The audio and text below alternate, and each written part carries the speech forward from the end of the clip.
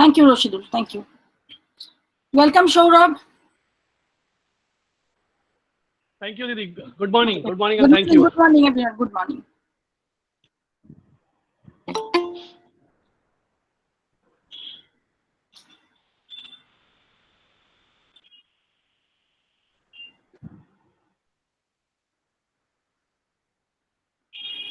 So we wait for a few more minutes and then we begin.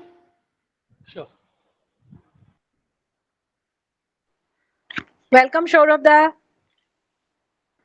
Hi. Nice to see you.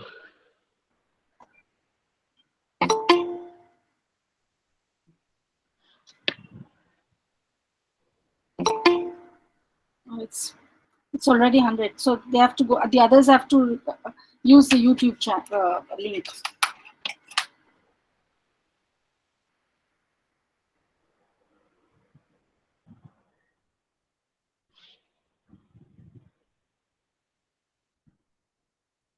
Tapusri, has Torun joined?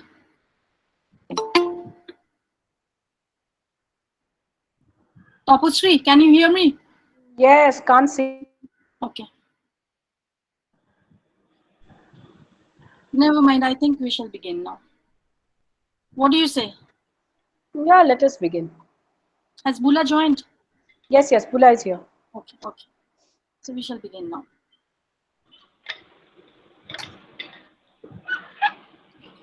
A very good morning to all of you. Today, I welcome you all to this special lecture titled What Do Advertisements Sell? Women in and through Advertisements. A very interesting talk going to be delivered by Dr. Shourab Banerjee.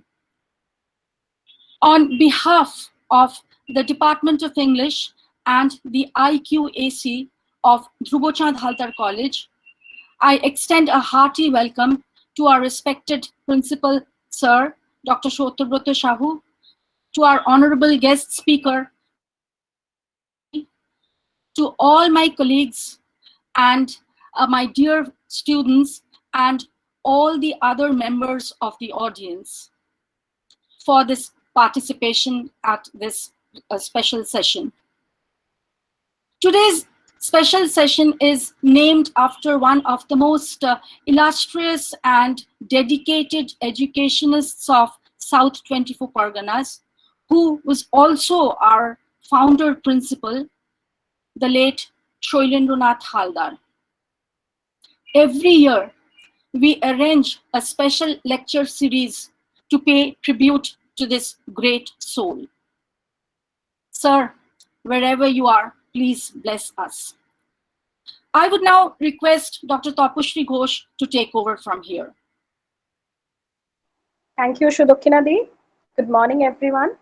On behalf of Department of English, I request our principal, Dr. Shotobrata Shahu, to kindly address the audience. Sir, please. Good morning, everybody. Honorable Speaker, respected teachers, dear students, and distinguished participants. It is my great pleasure to welcome all of you in the webinar on What Do Advertisements Sell? Women in and through Indian advertisements. I feel honored to extend my warm welcome to this event, Dr. Shourab Banerjee, Associate Professor, Mahitosh Nandi Mahavidyalaya, Hooghly, who will deliver the Shailendranath Memorial Lecture.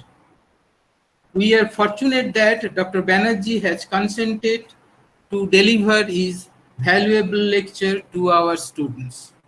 I am grateful to him. Today's webinar has been organized by Department of English in collaboration with IQAC Dhruba Halder College in memory of Sri Shailendranath Halder, the founder principal of this college. The legendary name of Shailendranath Halder is associated with the glorious history of the college. We pay our tribute to the great man who created the academic heritage of our college. I would like to convey my thanks to Professor Sudokshina Sengupta, Head of the Department English, and all other faculty members of the department for their sincere effort to organize this webinar in this pandemic environment. Today's lecture in this webinar has been arranged for the benefit of our students. I am sure all of our students will feel enriched at the end of this lecture. We know the spread of COVID-19 has affected almost all spheres of our life. We all are navigating through a deep crisis.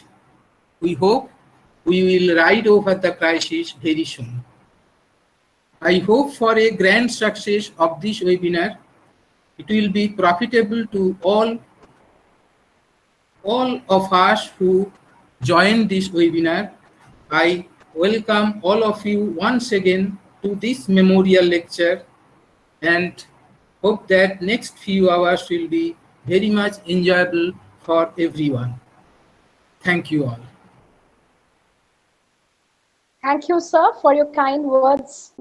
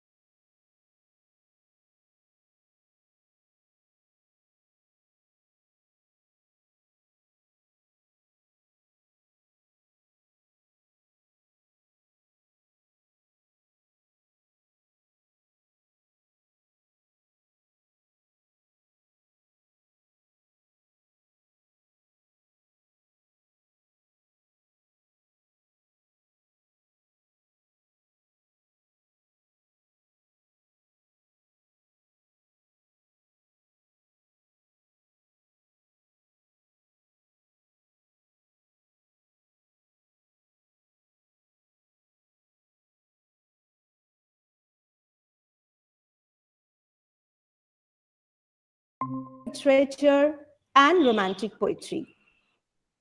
He believes that the purpose of education is not the learning of facts and theories, but the training of the mind for better thinking and keener perception. So once again, thank you very much, sir, for accepting our invitation and giving us the opportunity to hear you. To you, Tapasri. Thank you, Bula. Students are requested to keep their video switched off. You will not share the screen and you will also keep your audio off. You will not unmute yourself. We will give you time to speak, but don't intervene in between. Over to you, Shorabda. Yeah, am I audible and visible? Yes, both. Yes, both. Okay. Yeah. So first of all, thank you. Very good morning to all of you, and my thanks to Professor Sudokshina Sengupta the Department of English and IQAC of Dhruba Halder College, respected principal sir of the college, and all associated with the college, and also the people who have joined in to listen to this talk. So actually, I'm a little overwhelmed by the warmth that I have received. And I feel it's an honor and a privilege to be invited to deliver this talk on the occasion of the Shailendranath Halder Memorial Lecture. And as you all know, I'm going to speak on a topic which is, what do advertisements sell women in and through Indian advertisements? So, but before I begin, let me say two things. One is that this is actually a rerun of a lecture that I had delivered some time ago. So it's almost a rerun of the same lecture. And the second is that this is not a very what should I say, erudite and a research paper as such. This is just my impressions of what happens in the advertising world, how women are portrayed. So this is just my impressions and my emotions that I have poured out in this paper. So if you feel that you're going to get a very scholarly kind of a paper, beware. So now I'll begin with my presentation. So can I ask the host to give me the rights to share my screen, please? Or is it already done? Yeah, it is already done. Okay, okay, thank you. So I'll just share my screen.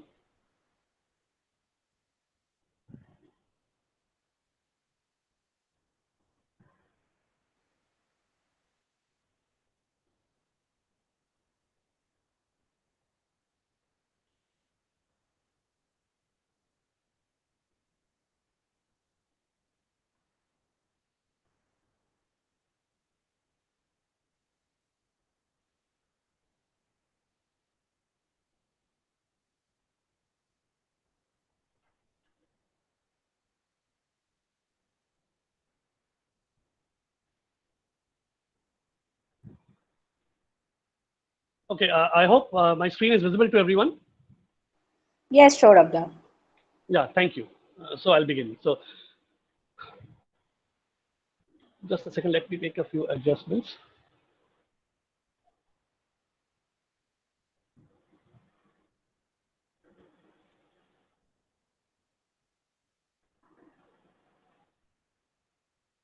Yeah, I think this is good now.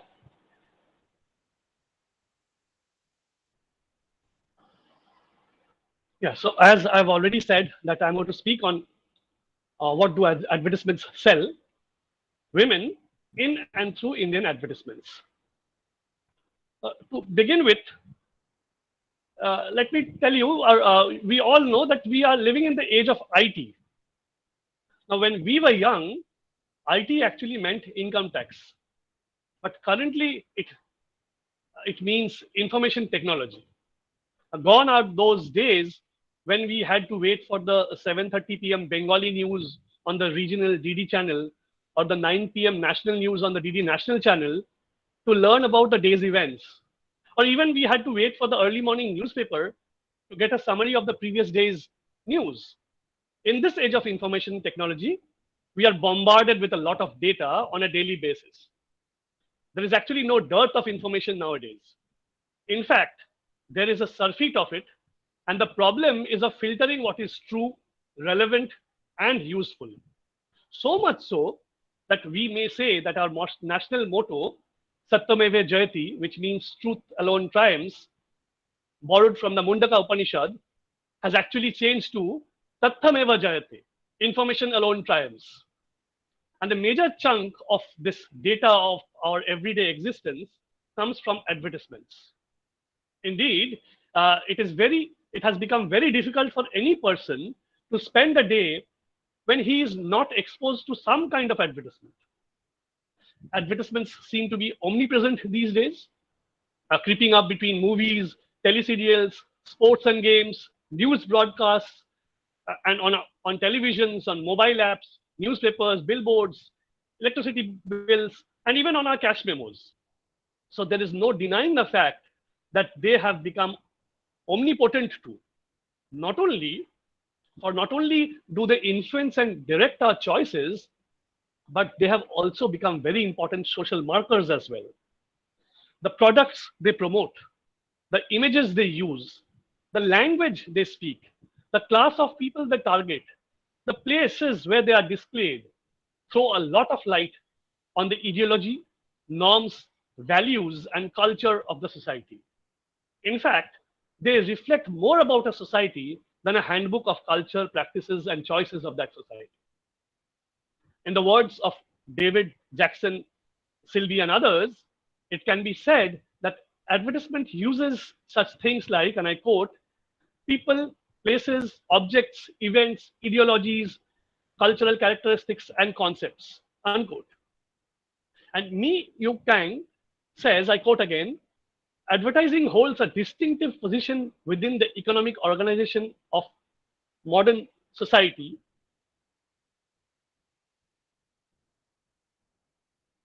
Uh, it deals with ideas, values, and attitudes and gives them cultural forms. Now, taking a cue from this above mentioned or from these above mentioned characteristics of advertisements, today we'll try to see what advertisements sell and how women are portrayed in and through Indian advertisements. Almost every second person in this country is a woman. It is very important from the socio-cultural perspective to see how the women who feature in the advertisements are projected. It is also, I would say, equally important to see how the women who are the potential targets of many advertisements are conceived of through the logic of these advertisements.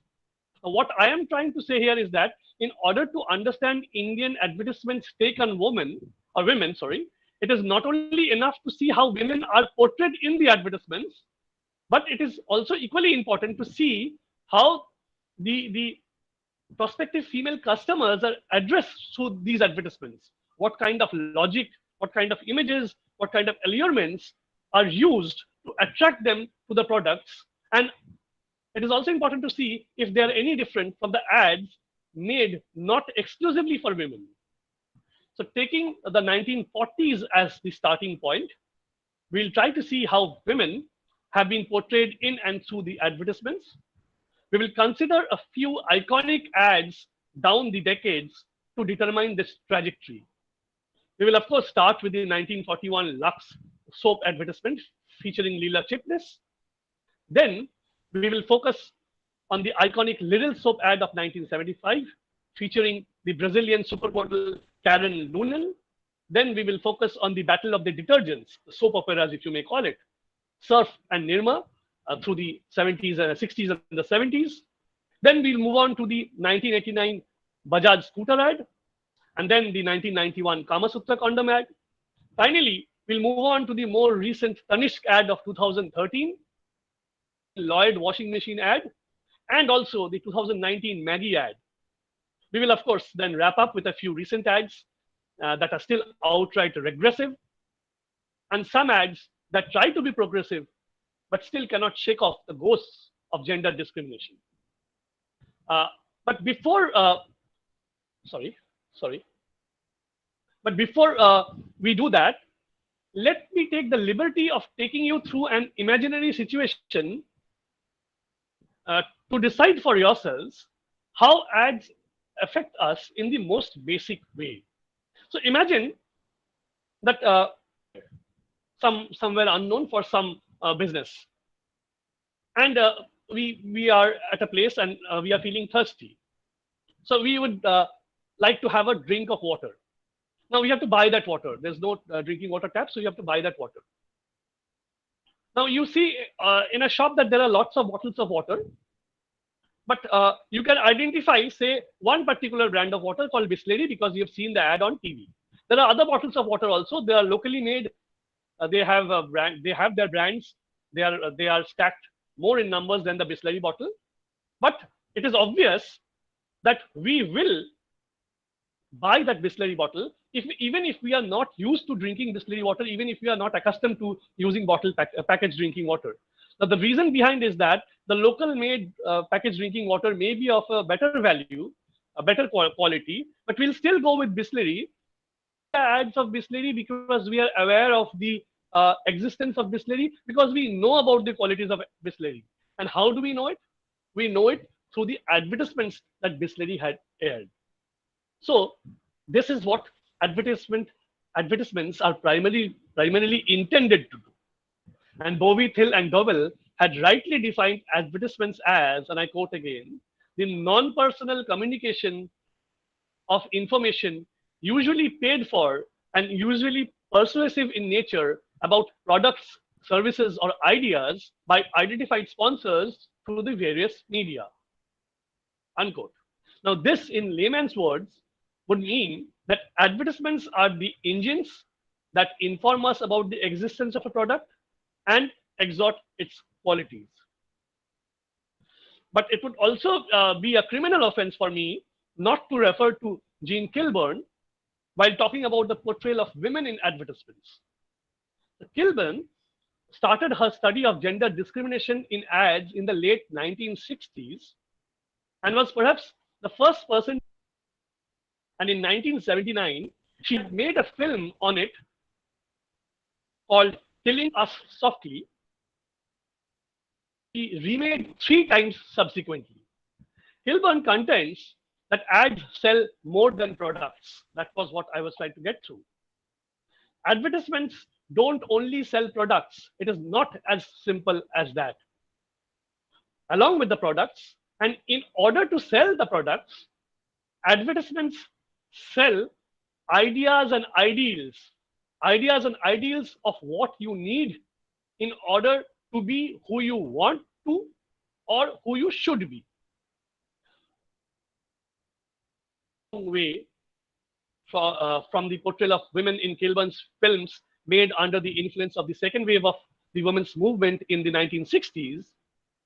And all I can say is that in these 60 years since Kilburn's film in 1979, things have not improved much.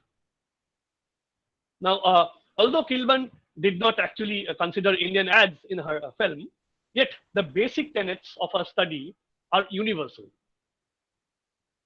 That since they don't watch ads, they are not influenced by them. Now, this is as far from the truth as possibly can be, and is also one of the beauties of the ads. That is so because the ads work in a way young, thin, beautiful, and fair. Just a second, give me a second. Yeah, sure.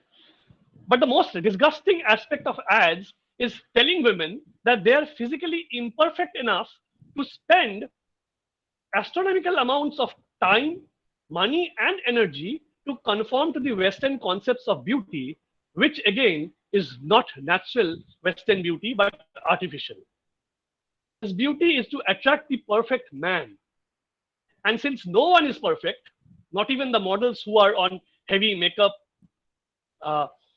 extensions, cleverly dressed up, professionally photographed, airbrushed, photoshopped, and whatnot to achieve the unattainable beauty. Even the supermodel Cindy Crawford, as you can see in the picture on the top, had once mentioned that she wished that she looked like the Cindy Crawford of the ads. And Keira Knightley, the girl in the slide, in the picture on the bottom of the slide, right-hand side, she objected to her being made to look curvier in the movie poster of King Arthur. Look at the two posters. The first on the left-hand side is the original look that she had. But the second on the right-hand side is how she was photoshopped and airbrushed to look more curvier, and she objected to it. But these are exceptions and not the rules. Now, since perfection is unattainable, it is sure that demand for and consumption of products and that promises to propel one to such standards do not stop. Now, as I said, I'll go back to the pictures and explain. So, just look at these pictures. In the first picture on the top right-hand side, you see this girl slide and the right-hand side. She has obviously been photoshopped to make her look more slim. And the two other pictures, one is Monica Bellucci and the other is Johnny Depp. Look at them. This is on the right-hand side. You have how Monica Bellucci and Johnny Depp really looks. But look at the way they are portrayed in the advertisement. Yes, both are glamorized. But look at the way Johnny Depp has been. Johnny Depp still looks his age, but a little glamorized. Monica Bellucci looks like an entirely different person. In the second slide, you have Amitabh Bachchan and Hema Malini. almost of the same age, but look at the way they have been portrayed in the advertisements. His age and but a bit glamorized. Look at Hema Malini. She almost looks 30 years younger than her real age. And the Ralph Lauren ad, the slide that I have over here, the picture that I have on the right hand side is how the model originally looked. And look at what the advertisers have done to her. You can actually see that her waist is narrower than her head or shoulders. I mean, this is ridiculous. Anyhow, so what I meant is happening in the advertising world. And now we move on in the Wildstone ad, as you can see over here, the man using a product meant for his wife is made fun of and portrayed as effeminate by showing him in a girl's nightdress and very feminine body language. Okay, now we'll move on to the Little Soap ad of 1974. Now, if there is one thing that has been consistent with commercials for Hindustan Lever's Little Soap, it has to be its jingle. The moment we think Little Soap, the next thing that comes rushing to our mind is its trademark la la la la that I am not a very good singer, so I'll not even try that. That tune. This tune is closely followed by the visual of a girl frolicking under a waterfall. The little girl, this little girl, the original little girl, conceived in 1974 by ad agency Lintus, now known as Love Lintus and Partners, and discontinued only in 2009, is quite simply an audiovisual treat. A girl having fun under a waterfall with only a little soap for company hardly changed during the campaign's 35-year run. After commercial, the little girl from the original model Karen Lulan to actors like Pooja Batra, Preeti Zinta, and Deepika Padukone could be seen playing in the water, diving, jumping, and swimming under the waterfall. The voiceover simply amplifies the message of freshness, which is the attribute of the soap. In many respects, the little girl set the tone for ads that worked at a subliminal level that became common in the 1970s.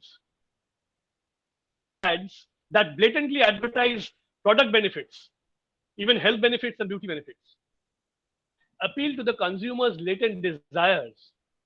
In the little girl's case, she was vivacious with her bright eyes and an infectious smile.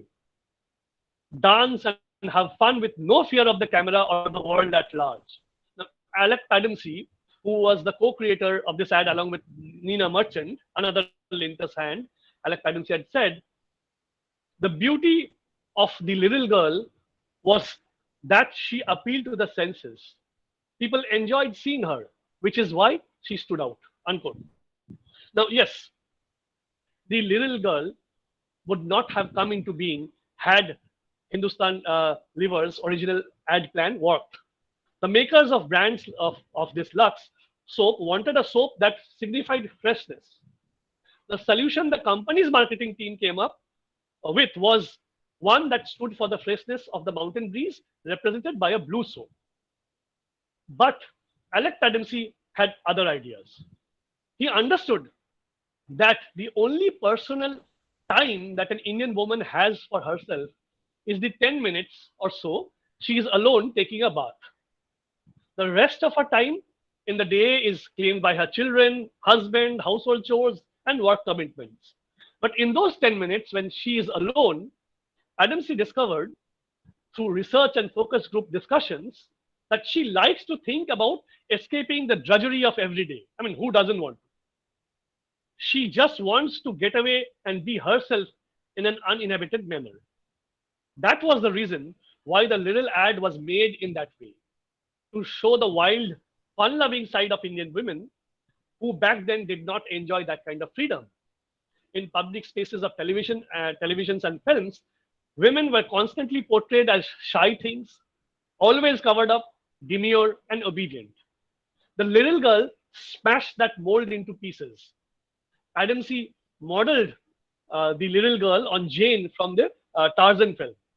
She was one of her favorite characters, and the scene of her bathing under a waterfall was what inspired him to shoot the ad in Kodaikanal under a fountain. that helped him create a sense of ultimate escape into the wilderness for the Indian woman. And despite being dressed in a bikini, at no given point, however, does the little girl, whoever she is, right from Karen Nolan to Deepika Padukone, appear to be vulgar. This ad was always sensuous, but never sensual. Then we move on. Next, we move on to the soap operas, if I may call them so, and the battle of the detergents. So the Surf versus Nirma, as you can see.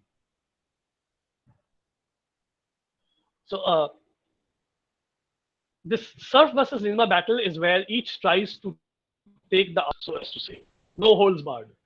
Now, since its launch in 1959, Surf detergent powder had remained practically unchallenged in the Indian market till the launch of its first competitor in the form of Nirma in the 1970s. Karshan Bhai Patel, the founder of Nirma in the 1970s, made the detergent powder in the backyard of his house in Ahmedabad. There's a sad story to it also. He had lost his young daughter, 7, 8 years old, if I recall correctly, 7 years most probably. He had lost his young daughter Nirupama, to an accident, and he named the brand Nirma as a kind of a tribute to his daughter.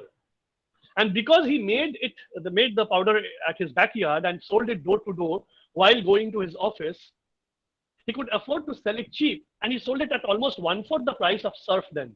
He sold it at around 3 or 350 rupees per kg, and Surf was sold at around 13 rupees per kilo then.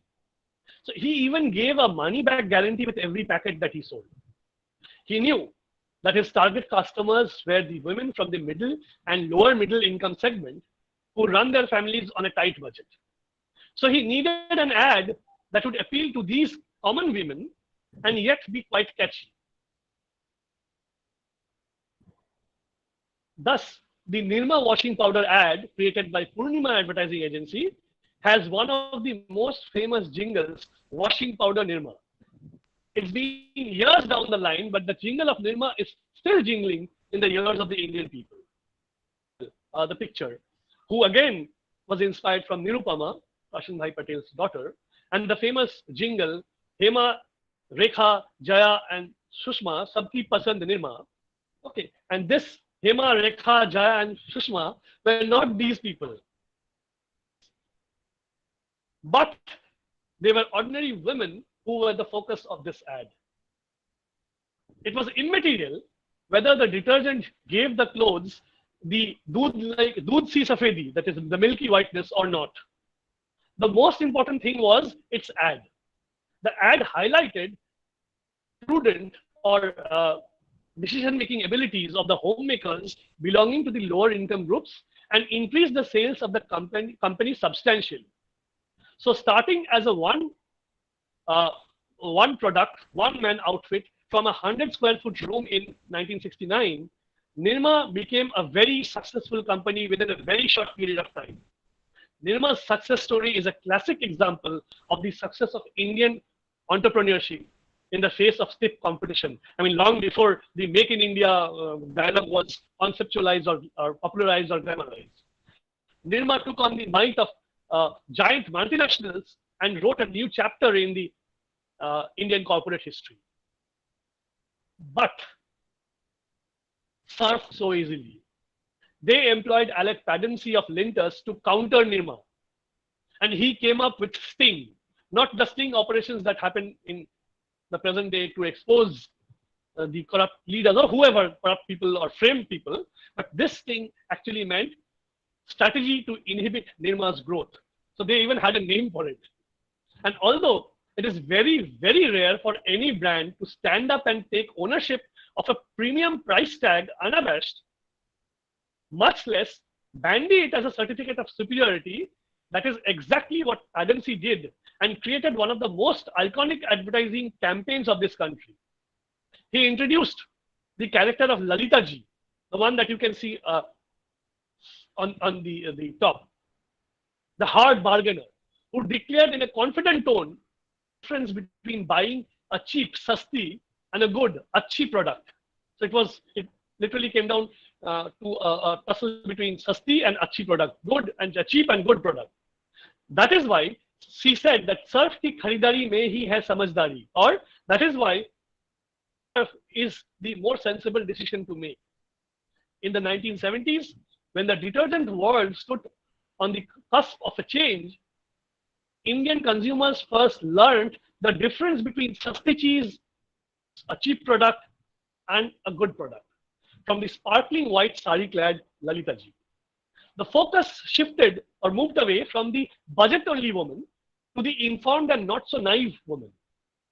This commercial expounded the virtues of buying expensive surf through Lalita ji, who came across as a no-nonsense, smart, independent, prudent homemaker, conscious of her budget and yet uncompromising with the quality of the product that she buys.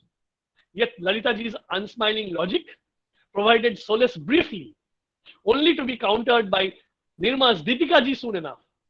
She exhorted consumers to opt for Nirma Super that offered the same quality and whiteness as offered by the expensive powders. This Deepika ji is actually Deepika Chikliya, and she played the role of Sita Maya in the Mega Ramayana serial, Mega serial Ramayana. So obviously she was then, and what she said carried enough value. So people start believing her. Now this gave rise to a detergent war with no clear end in sight, number of parties sparring. Sorry.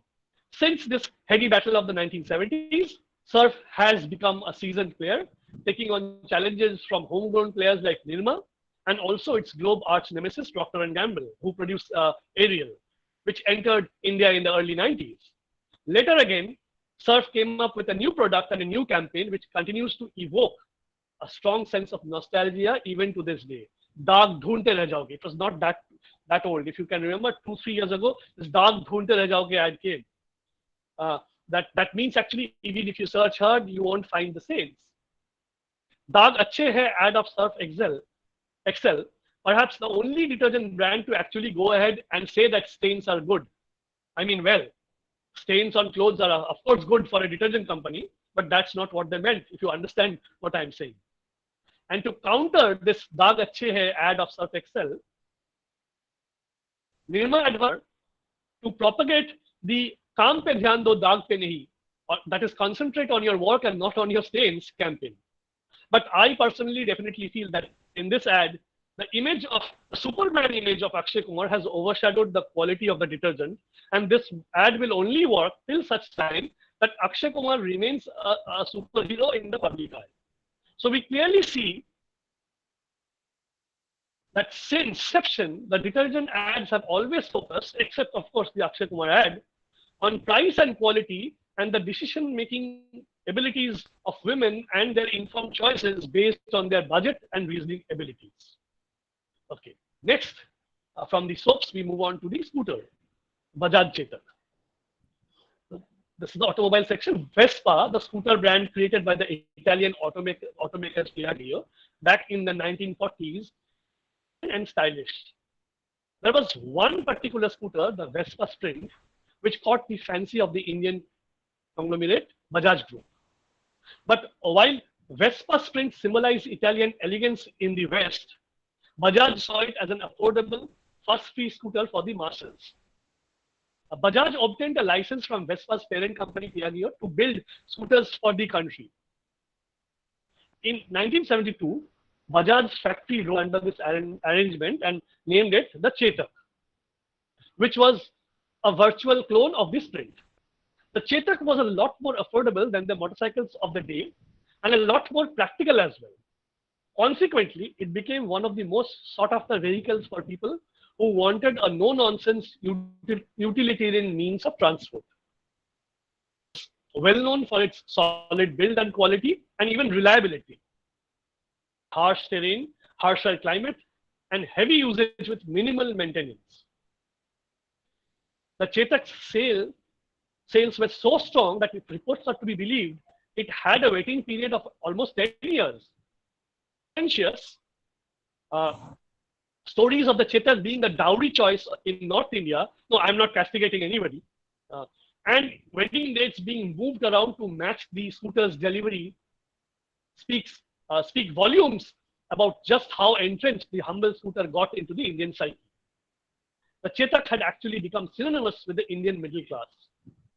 Once the markets opened up in the 1990s, there was an unprecedented surge of motorcycles in the Indian two-wheeler space, and Chetak also had to contend against the first wave of variometric scooters in the form of kinetic Honda.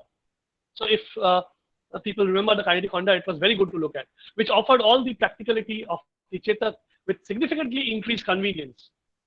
So in 1989, Bajaj came up with an ad to pep up its sales. And then the Hamara Bajaj jingle was created. When Bajaj released the now famous Hamara Bajaj ad campaign, it set a new benchmark for Indian advertising. Not just motor vehicle advertising, but advertising in general. This 1989 ad campaign took a very unconventional route, one that succeeded, but could just as easily have backfired because it was so unusual. Even as its competitors were talking about the latest and greatest specs and engineerings, Bajaj decided to blend in and highlight their inclusivity and Indianness. Included people from different regions, social strata, age groups, and walks of life, all of them with one common bond, a Bajaj scooter. It was like a collection of slices of life from different sections of India, all in them. There was a saying that almost everyone in the Indian middle class either had a Bajaj or was related to someone who had one. Being really noticed. So this ad changed that. It was not, the 1991 Kama Sutra condom ad by Alex Adamsi, again of Lintus. It stormed the country by shocking the nation and its politicians. Till the 1990s, the only contraceptive that was was the government manufactured Nirod. It was bad and dirty looking, and the government saw no need in spicing up something that was there to prevent unwanted pregnancies and stop STDs. But its appearance and horrible make were hindrances in lovemaking. Lintus came up with a new Kama Sutra condom, and its 30-second video ad and Mark Robinson revolutionized the way people looked at condoms after that. In an excerpt from the 30-second thrillers by K.V. Sridhar, Alex Padamsi, how the advertisement came to be conceived. He said that one day, Gautam Singhania came to Lintus and informed them that his father, Vijaypat Singhania, wanted to foray into production of condoms and wanted their help for marketing the same. Immediately, they had started with the first step, research. They spoke to about 200 people, gathering qualitative feedback on condoms. The unanimous opinion was that it was dirty rubber and was a great put-off. As mentioned earlier, back then, the only revolutionized the concept of the condom ads in the. Now, my next ad will be the Tanishq wedding collection of 2013. So this ad showcases its contemporary wedding jewelry. Second ad, conceptualized again by Lau Lintus and directed by Gauri Shinde, more famous for making of the movie English Dinglish, shows a young bride getting ready for her big day. Old in a sari runs in to show her the flowers in her hairs. Yes, that's her daughter. As the mom adjusts the little one's mang tika, she in turn makes it a point to ensure that the bride's neckpiece is visible from beneath the folds. The mother-daughter duo then walk hand in hand to the wedding mandap where the groom is waiting for them. As the couple take the marriage feras, the excited kid sitting with her grandparents screams out, and I quote, "Mama, I also want to go round, round," unquote, but only to be hushed down by her mom. Yes, the groom picks her up and completes the feras with mom and daughter. The sign of line from the kid to her new dad, and I quote, "Aaj se daddy bulao," unquote. Shall I call you daddy from today? That was hailed as path-breaking, courageous, and unique, and had become a talking point of Twitter and Facebook at that time. Yes, Twitter and Facebook were at that time. Previously, it was not there. The statement from Arun Iyer, the then director of Lau Lintus India, and the man behind this ad, as revealed to T2, T2 was the Telegraph publication, was that they wanted to launch a new wedding collection, and the design inspiration was to be a new age one and contemporary one too. Then they had thought that remarriage would be a very contemporary way of looking at marriage, and it would appeal to the new age progressive consumers. Had to be careful in that, though the ad would reflect a new India and touch emotional chords, they had to be careful not to cross the thin line between being progressive and pity. Have been a marriage where the guy was marrying out of sympathy. This remarriage had to come across as one that celebrated the marriage of equals and could never degenerate into pity or anything else. So this ad projected the female character to be has chosen to get married again. Her confidence is revealed in her body language, in the way she walks into the Shadi Mandap, her smile, her happiness, and her decision to be moving on in life. Now, and another, other than this fact, another stereotype that this ad broke was that was the stereotype of the virginal coy bride. It all that is the one stereotype that this ad broke. The other one was that it had also cast a dusky bride. Age where fairness cream ads are going on very strongly. And though Arun Shinde had revealed that the model Priyanka Bose was chosen, acting skills and not because she was dusky, the dusky part was not very intended. Yet this ad is a reflection of things that happen in real life and is to be lauded.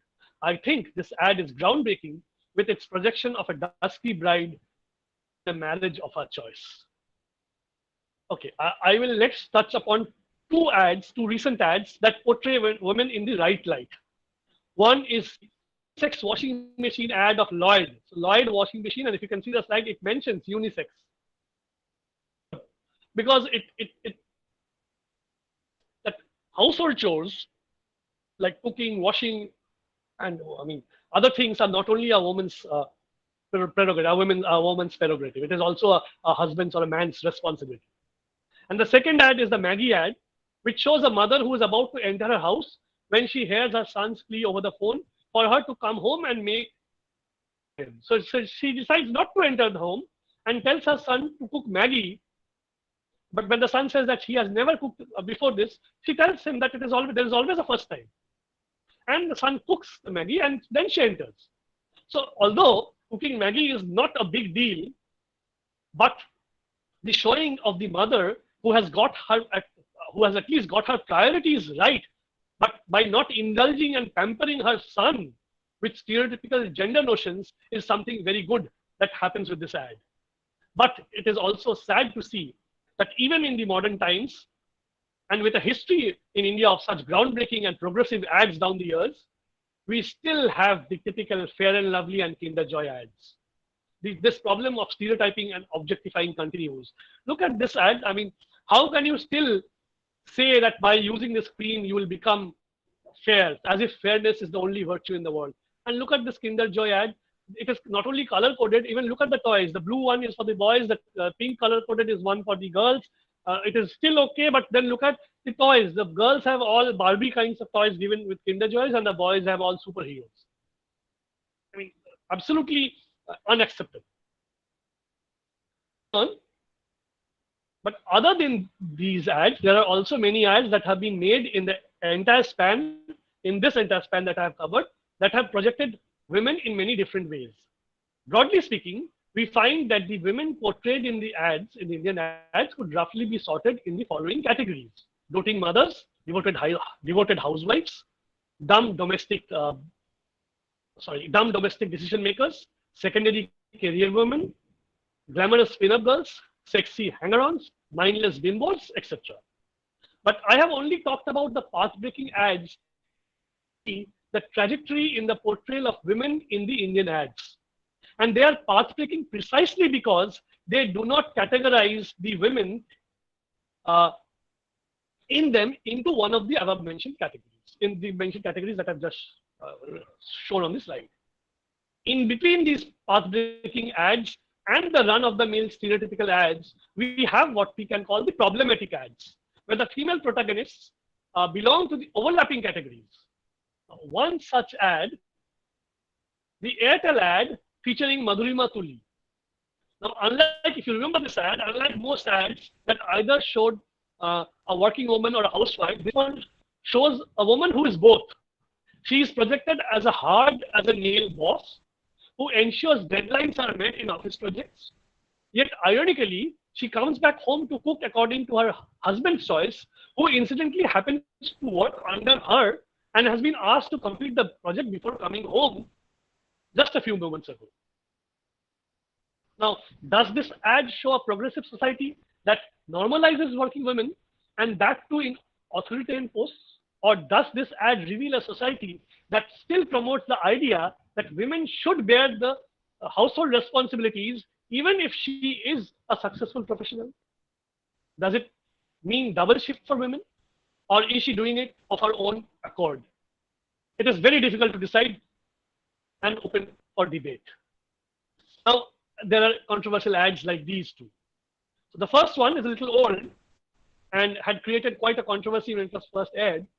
This ad is not only sexist, men view women, and even how men view women at workplaces, of being eye candies as leading a secondary existence, being there only for the benefit of man, and are also happy enough to be carried home by men if they so please for some quote-unquote homework. There is actually a smile on the lady's face who's being carried away by Ranveer Singh. Now, not a very glorious or glamorous, or forget glamorous, not a very glorious portrayal of a woman, to say the least. And even though Ranveer Singh later did apologize for it, for having done this kind of ad, it was too little and too late. The damage was already done.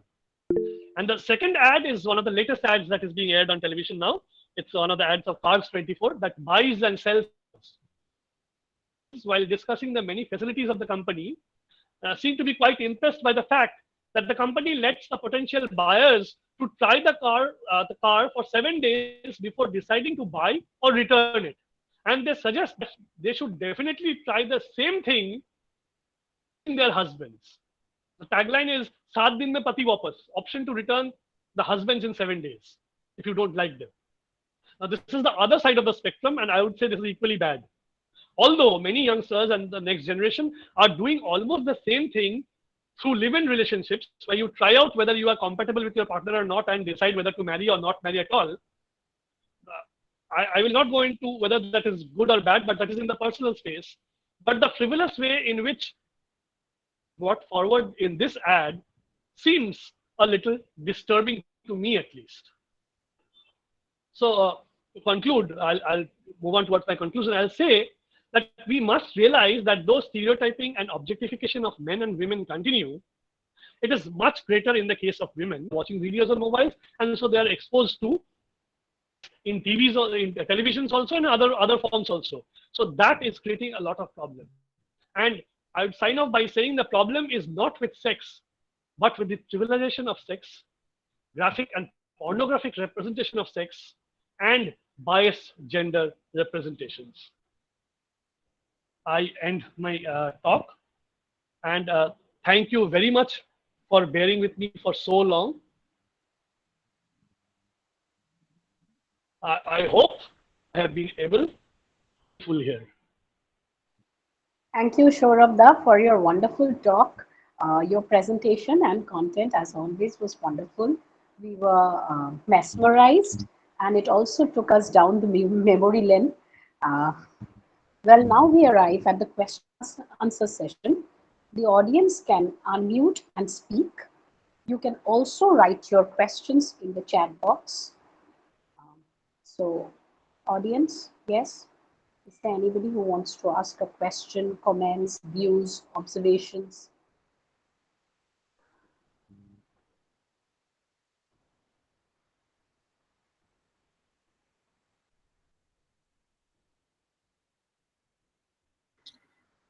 There is no question as such, but firstly, I thank Saurabh for agreeing to speak on this topic, because this is a subject which is very close to our heart. And, we watch advertisements on the television or on the screen, on the big screens, but, it's just like a temporary passing by, and we do not pay much attention to the details or to the concept behind, or the concept it's trying to get to us. So this Saurabh's presentation has been an eye-opener for at least to me.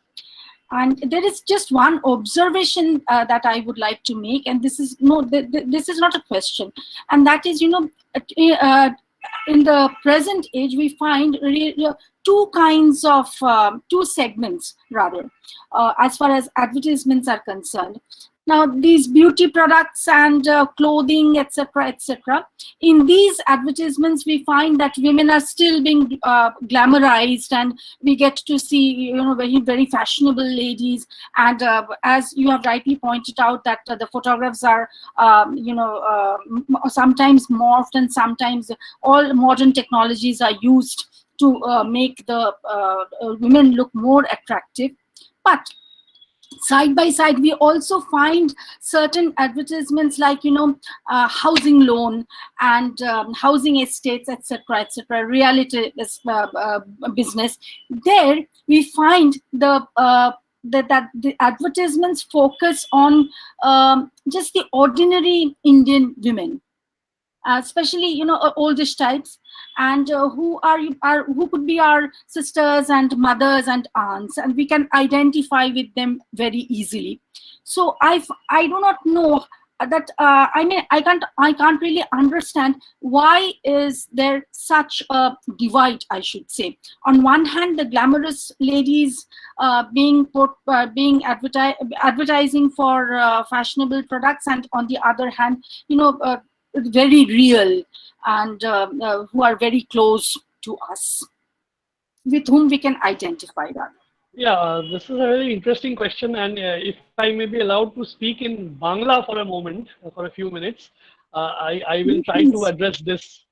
I'll be able to address this. So, the Bengali for advertisements is biggapon.